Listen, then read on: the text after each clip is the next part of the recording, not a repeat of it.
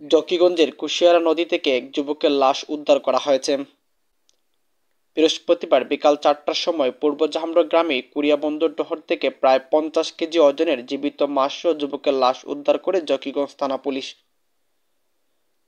এ সময় স্থানীয় ইউপি সদস্য আহমদ সহ এলাকার বিপুল সংখ্যক মানুষ উপস্থিত ছিলেন।